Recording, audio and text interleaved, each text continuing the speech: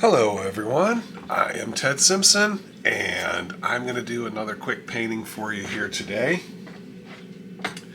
I've got my 12 by 16 canvas set up here in the landscape orientation. I already have a little bit of the liquid white out there and it's just the last of the jar I threw up there, so let me just quickly grind this in, a little bit of back and forth. So, I hope everyone's having a good day today. I have classes coming up all over the weekend, so I wanted to make sure I got a second video in here today. Even though I have a class later today, I get to have double the fun here. I get to paint twice today. Once for you guys and another for my class live in Chesterfield, Michigan. We're going to be doing a painting. Gosh, I think I did this video a few weeks ago, but now I'm teaching it live. We'll see how it goes. There, just like that, we should have a nice thin even layer. Let's give it a couple of touch tests here. Yikes, that was a bad touch. Come on, focus. Come on, focus. There we go. So, a thin fingerprint on my finger. And wipe that off. Okay. So, let us grab a quick little just a 1-inch brush. And what do you know? I didn't put out any sky color. We don't have that much sky to do here today, but I do need some blue to put that little bit in. A little bit of the Prussian blue. What do you say? Prussian blue today. And I didn't put out any white. We're going to have a little mountain scene too. Got to have some white. Okay.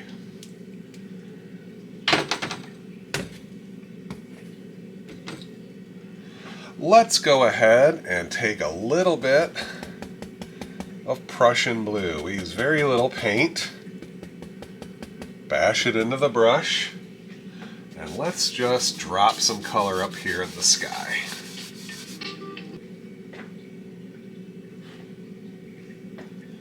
And we're just going to work some color in here. I don't really know. Maybe just swirl it. Swirl, swirl, swirl. And you know, I think that's really all we're going to see up in the sky. So, let's just do this super quick and easy here. Wipe off the excess paint. And now let's soften it. Doot, doot, doot, doot, doot. Alright, I could tell today's going to be a weird day. I'm making noises. You'll have to forgive me. Sometimes I talk to myself.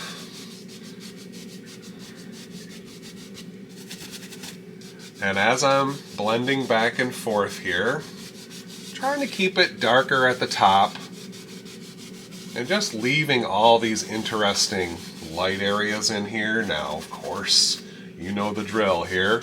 It's your world. You can have it be whatever degree of softness that you like. Light areas and dark areas all kind of working together. I don't think you're able to see this, but there is a little broken hair here, so if you just hook it out. Oh, there's another one. Call it done. Call it done. Done. Let us put in some cloud shapes. Strengthen up some of those distant looking clouds. And maybe right here. Kind of comes down and up and around, and some of it's just going to disappear. So all I want to do is make a basic shape. Okay? Now I'm taking that brush, there's hardly any paint left in it, and I'm just softening the bottom edge a little bit, kind of pre-blending. When I come back with my 1-inch brush, I'm going to soften let that cloud just sort of mellow out there at the bottom. The most important thing is don't break the top edge. Soften anything in there a little bit. Wipe out the excess paint as you pick up, and let's fluff. We lift just ever so gentle, and then a couple of crisscross strokes just to sit that cloud down. That's all we're looking for. Maybe something here too. What the heck?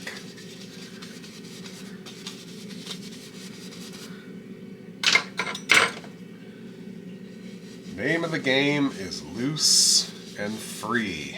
Let these clouds just sort of chill out there. That's what all the cool kids say nowadays, right? Chill out. I know that's been said for a long time here. But I do one little cloud at a time, throw up some color, soften it, and leave it be. Maybe a little bit more. One little layer at a time. Drop it in, blend it down, fluff it up, leave it be. So we got some distant clouds, now we got some stronger clouds. Let's leave it be. Now, if you've watched some of my other videos here, you know sometimes I use the tube of mountain mix.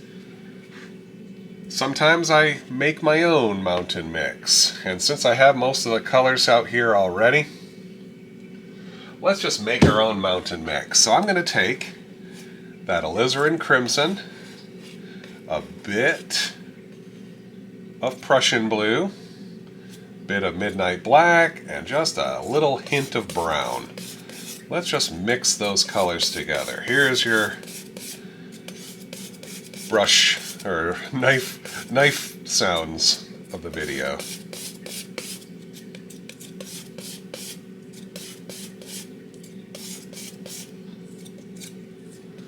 Pull it out nice and flat.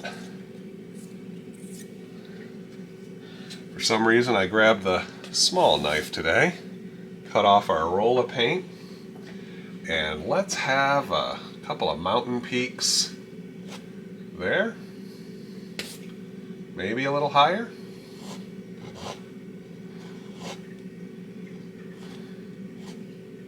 Maybe a little pointier. I'm just trying to figure out what's working for me today. What do I feel like? Changing the angle. Okay. Looks a little too pyramid-like, a little too sharp. Something like that. Maybe. Ugh. Not really liking my knife stroke today.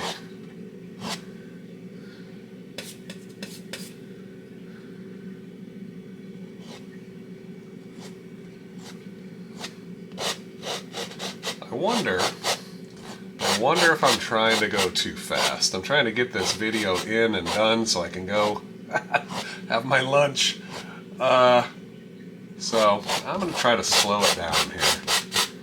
Just want to make an interesting shape and really scrape off the excess. Just sort of.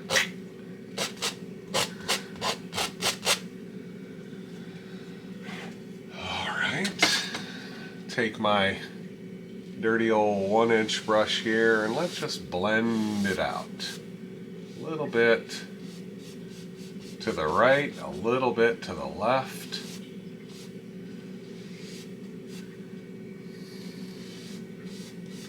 Just filling it in.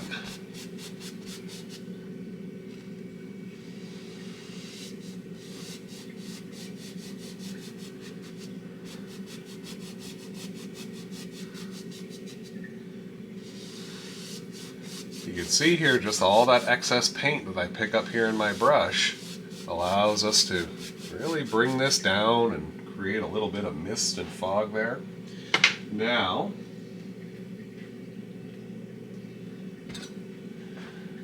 I'm going to take my palette knife here, and we'll use some of this a little bit later. Put that up out of our way. Let's take a little bit of this white, maybe a touch of the yellow ochre in it, maybe if I got a little scrap of this crimson, maybe a touch of the Van Dyke brown. Want to get it all kind of mixed in and kind of marbly. Cut off a roll of paint out of that marbled mix. And today's painting, oh, aren't we special today? We're going to go ahead and highlight the left side. So it's very simple, very light touch.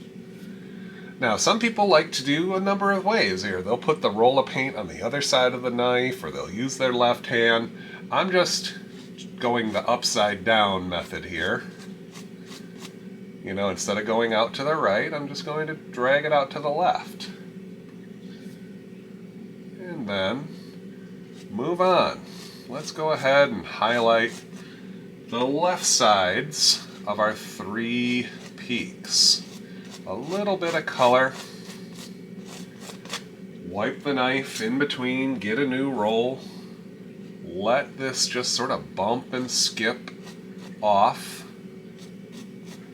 And go down and out, leaving room for the shadow side. I can't stress how important that is. We gotta have room for both. That's how we make this 3D effect.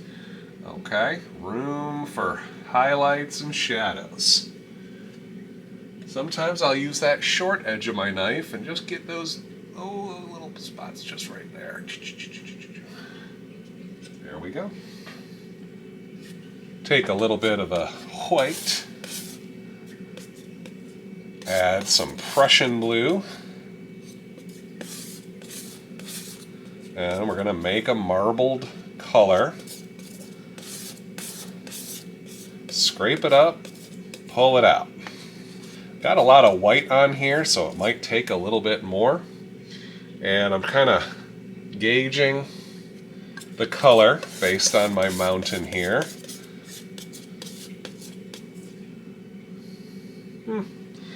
I don't want to overdo it, but I want it a little darker. I think that looks nice. Got some little darker marbles in there. Now, I'm going to take, that's a small mountain here, so I'm going to take the small edge of my knife and pull some of this out, filling in the right half. Getting some out there, not necessarily covering up every scrap, leaving some of the background color in there. And you just have to find the angle that works for you.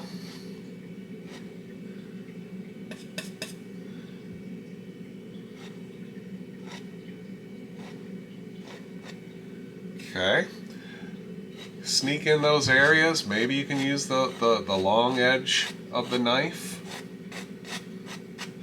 Whatever works. And let's see here. Over on this peak, all the way over to the right, still trying to find the angle and pulling it down and out. This is the standard way, holding the knife like this. Sometimes when I'm highlighting lefty style, I have a whole different technique for highlighting the shadow that I normally would highlight with the snow.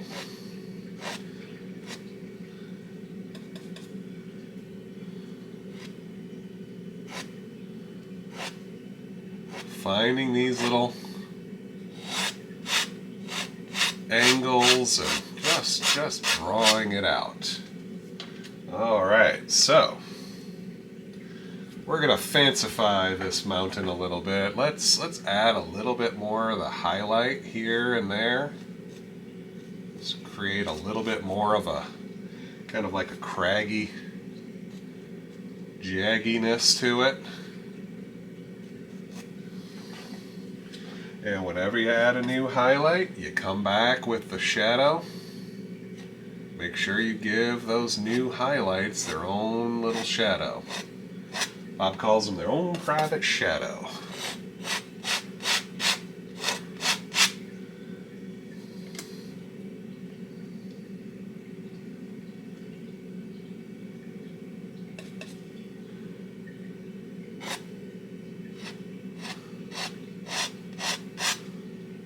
Go. A little bit more highlight right about there. Just strengthen that one up a little bit. Double check myself with the shadow and clean up the edge.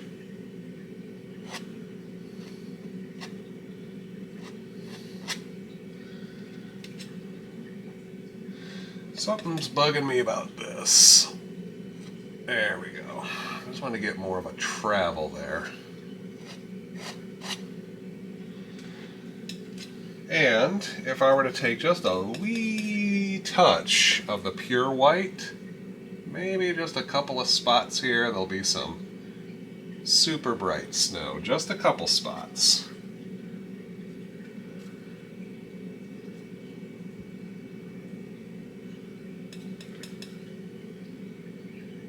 Couple of spots on each peak, just catching that light. There we go. All right. Taking my paper towel, I'm just going to tap with a 1-inch brush, create our little bits of mist and fog here, wiping the brush out as needed, and then lightly sweep up, just like we did with the clouds, lightly sweep up to take out those tappies. Focusing on the bottom parts of our mountain. I do the shadow side first, what the heck. Doesn't matter what you do here. Tapping, following the basic angle of your highlights now.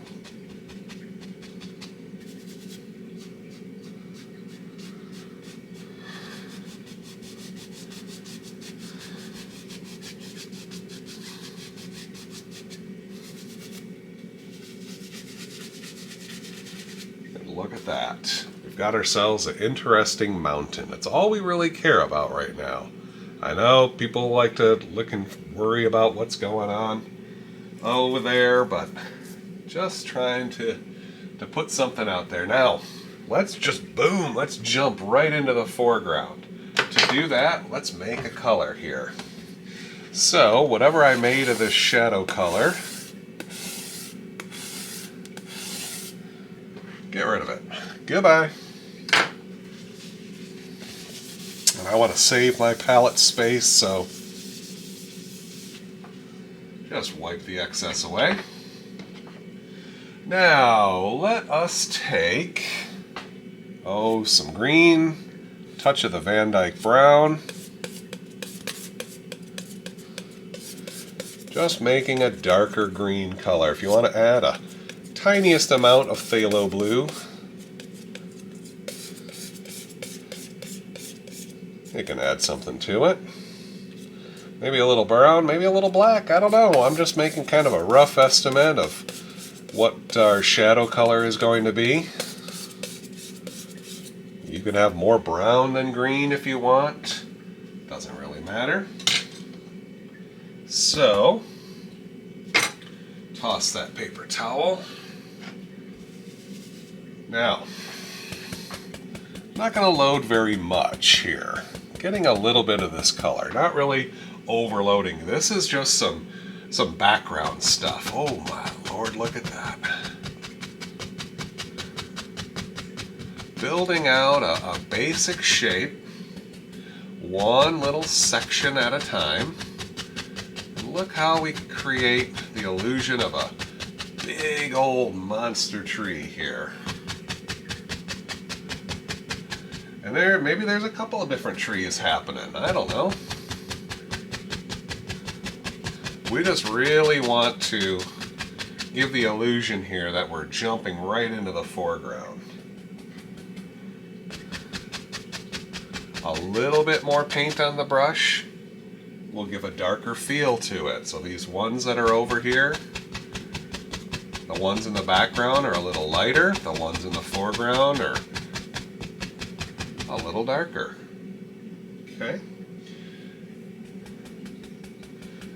Now what I did here is I tapped into a little bit more of the brown just to change the color. We got a tree over here that's just slightly different. You figure out which ones you like and do a couple different ones. If you like them more green, toss in a little more green.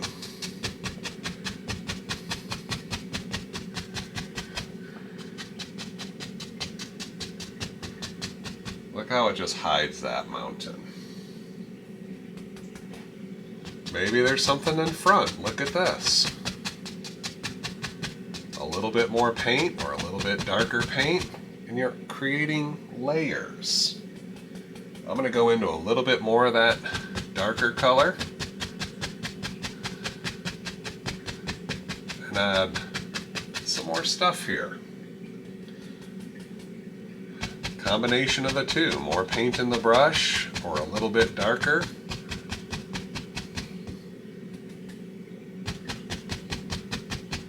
They both work. Okay, as I start coming down, maybe, I think Bob might have used even some black gesso down here or some liquid black even, I don't know.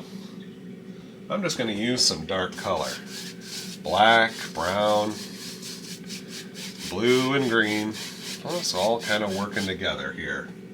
A little bit of blue and black, perhaps. Let's see what that does. There's a little bit of water, but it's some dark water.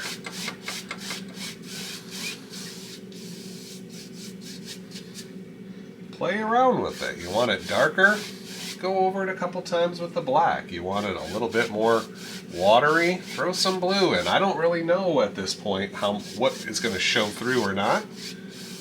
Look at that. It's just dark. It's just dark. All right, now time to clean that brush.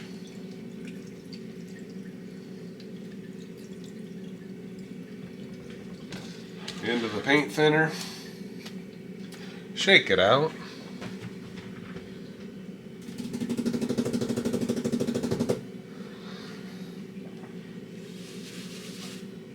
All right. So, before we go on too much further here, I'm just going to prep my paint here. I want to take it away from this big old pile, flatten it down a little bit, so I can get at it. Maybe, oh, got to do the green too. Just so we can load this brush all nice and proper. A little bit of the liquid white, and I'm just stippling. See where the paint is? Right up here on the top of the brush, holding it vertically. We want it on the top half. Then I come over here, I get a little bit of green, and I tint the color. A little bit more green. Want it right up on the tips of these bristles here. So, nice bright color here. Let's just tap some highlight just above the dark. Load your brush for each little section. Now you see here, I loaded in some color, but I noticed I went a little too high in my pile and I picked up some thicker color. Remember, a thinner color makes this come off a lot easier and brighter.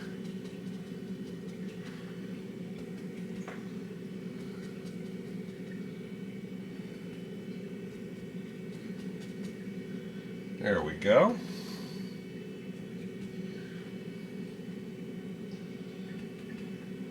Just letting this get darker and darker. Not as many highlights down here. Doing that nice outside shape there. Let's get some color up on this one here. That's it. Now this tree over on the other side, it's going to be a little bit more in shadow, a little darker, a little duller. So change the color a little bit. Still doing a little clump at a time. There we go. Okay, now cleaning out my fan brush super quick here. I want to change this color up a little. I got the green and the brown in there. I'm going to add, I'll tell you what, all that dark mountain color I had, a little bit of brown and a touch of green, more green to it. Just need a big batch of the darker shade here. This is the shadows of our happy evergreens. Okay, so maybe a little bit more green, maybe even a touch of this blue.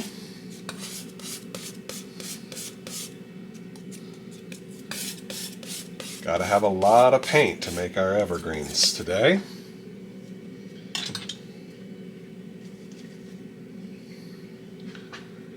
Let's get in there. Load plenty of color up into the brush.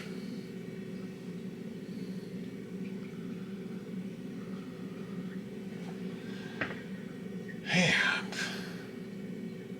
tap, tap, tap. Just a thin little line.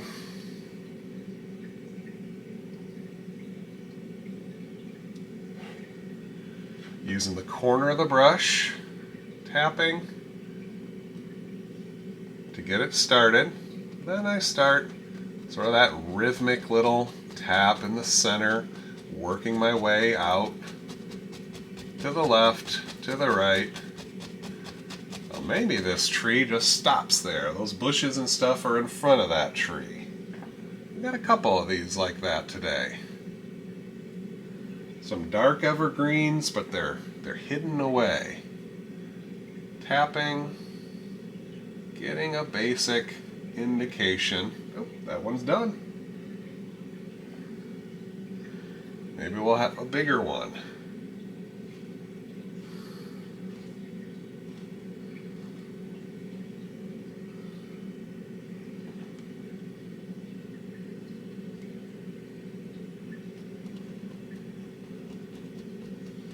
I've got a lot more paint on my brush, and I'm striking it with enough force that that paint is depositing right on over any previous layer. Nice and dark and bold there. Maybe even a little one over here. How close is it? That's up to you. The farther down you go, the closer it will appear in the scene.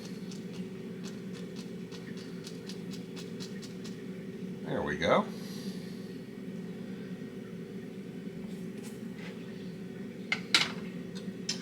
Now, let's see here. Before I go on, I'm going to give this a little bit of a topper.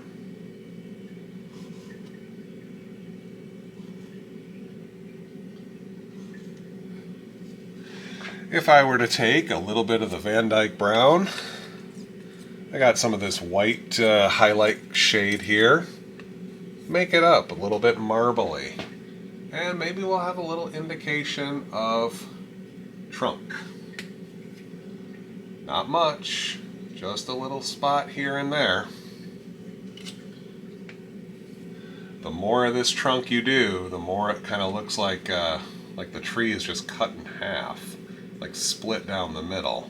So if you can sneak a little bit of that highlight in there, a little bit of indication of trunk, maybe this one needs a touch more. There we go.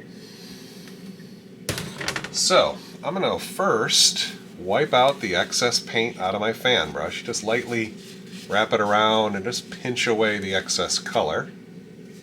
That should be good enough. Then a little bit of the liquid white. I'm going to thin down some of the cad yellow. Let's add in a nice lump of green.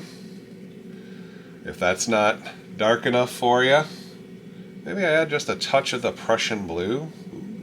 If you really want it dull, add a touch of the midnight black. That'll dull things down. Plenty of paint up here in the brush. Start up with the corner.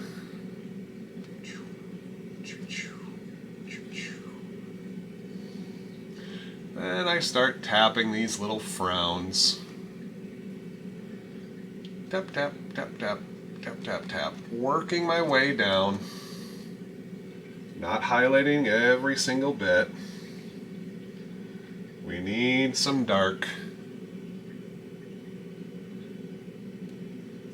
Little indications here at the top.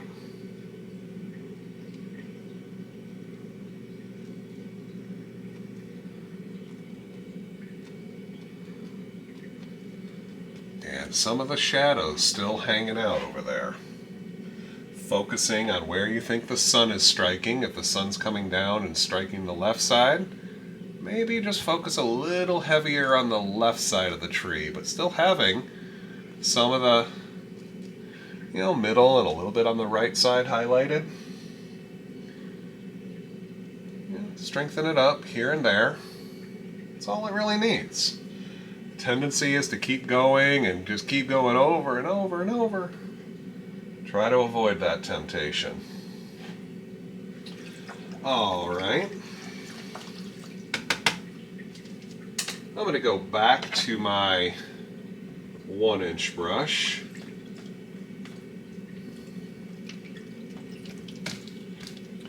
Clean this out really well.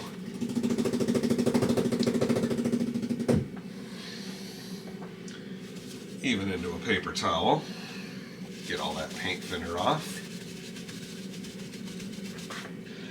I'm going to go back into my dark color here that I used for the tree, and let's darken this up a little bit more.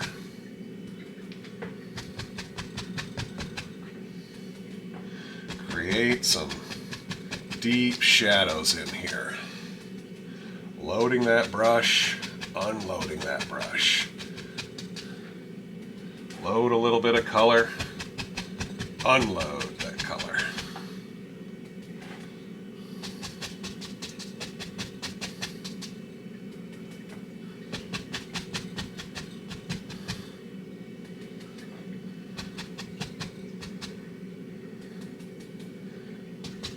There we go.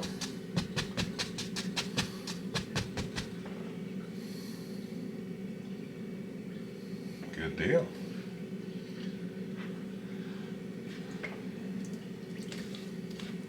Clean that brush again. Now, I'm going to come over here and let's just go right into this Indian yellow. Tap, tap, tap.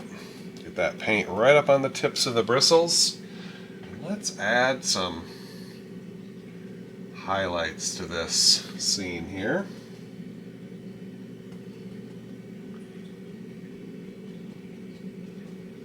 Something like that. A little bit of yellow ochre.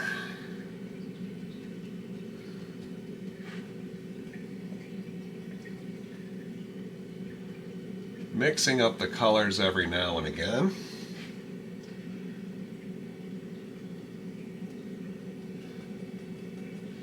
I'm going to try to darken this one down here. I want to have some darker highlights. Ooh, well, maybe not so dark then.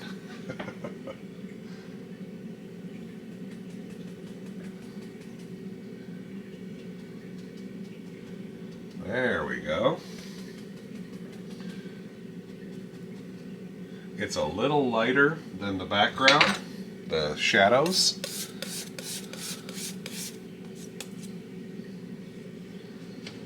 Now, if you want to get a darker highlight, using the liquid white will lighten things. So a drop of paint thinner might be in order to keep things true.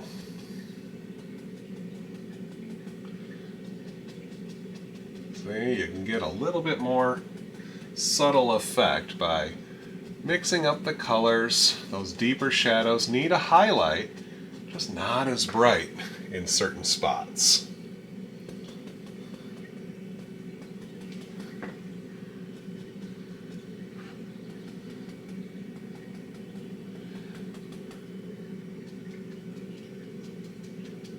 Little touch of the bright red and yellow ochre mixed together give a nice color. I do love that color a lot.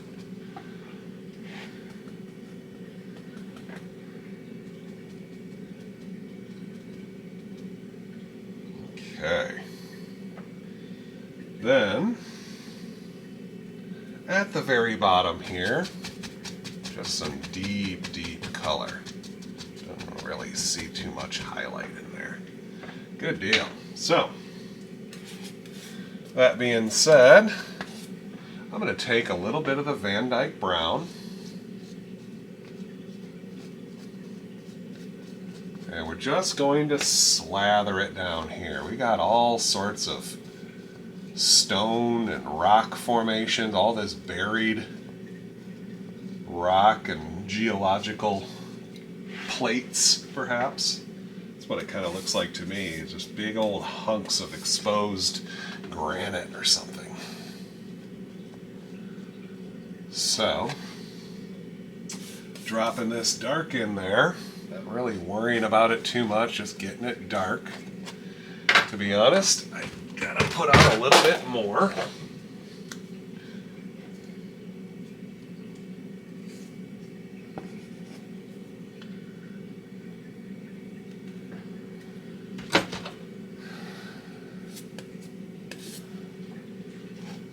Just dropping it in.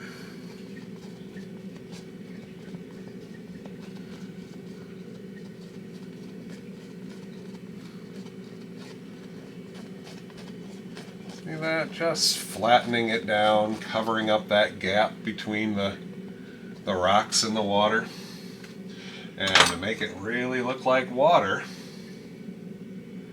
I'm going to come over here, and if I pick up just a touch of the white, I'm going to try to create some highlight here in the water.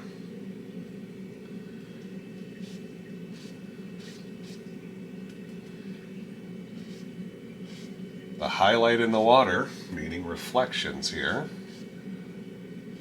Pull a little color down, very lightly drift to the side and soften it a little bit. Help give an indication of reflections. There we go. Now, let us try a touch of the blue and white. Let's see if that looks a little better. There, I do like that a little bit better. Pull down vertical, then brush horizontal. There we go.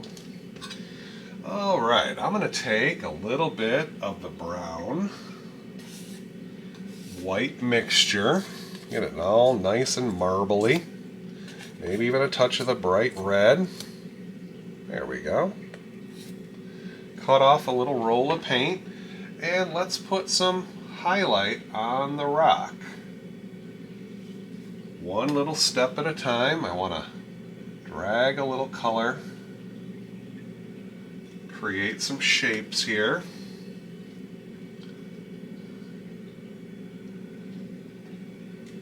You may notice that I'm focusing on the top part of the rock and letting some of that dark remain in between, sure, but a little bit more on the bottom there. That's going to be kind of a verticalness to our rocks here. There's got a face to them that we could kind of walk across. And then with a dry knife, I'm just going to lightly, in certain spots here, just pull down a little bit. You see a little bit of that top fall down, giving kind of a vertical look here and there. Just looking for an indication that that is a little bit vertical, a little bit, I mean, I don't want to say a cliff, but you know what I mean. Now, I'm going to come back and we're going to do a little bit of highlighting, give it the indication that this looks a little overgrown in spots. I do need just a touch more of the cadmium yellow. And I've got my fan brush here.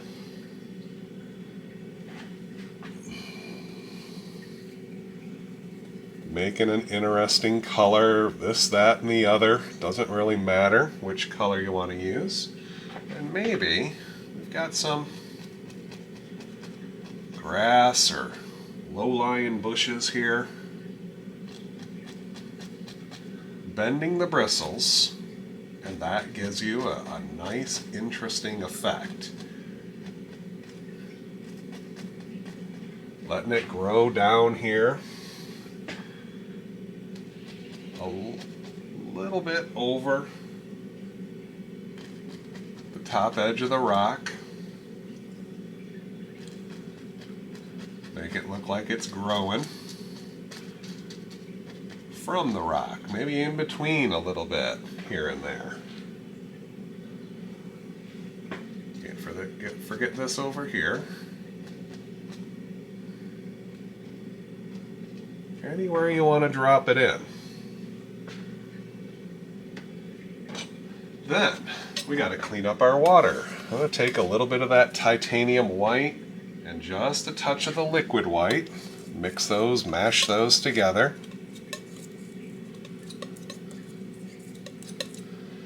Wipe the knife clean. Get a little roll on the knife. Very small roll. Just sort of saw. A little indication of water kind of lapping up against the edge. It cleans up the edge of the brown here.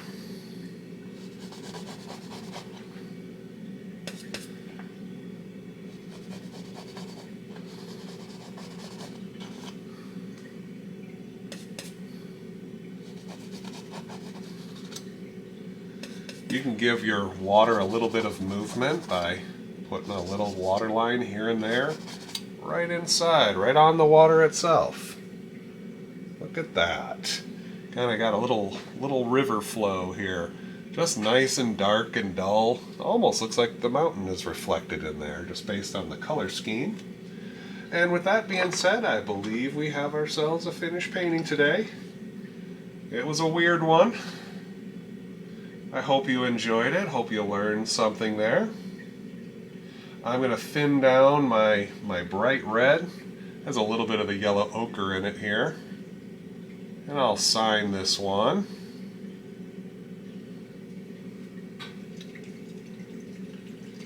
Now I can clean up, go have my lunch, and start packing up and head to class. So, thank you guys so much for watching today. I'll see you in the next video. Take care.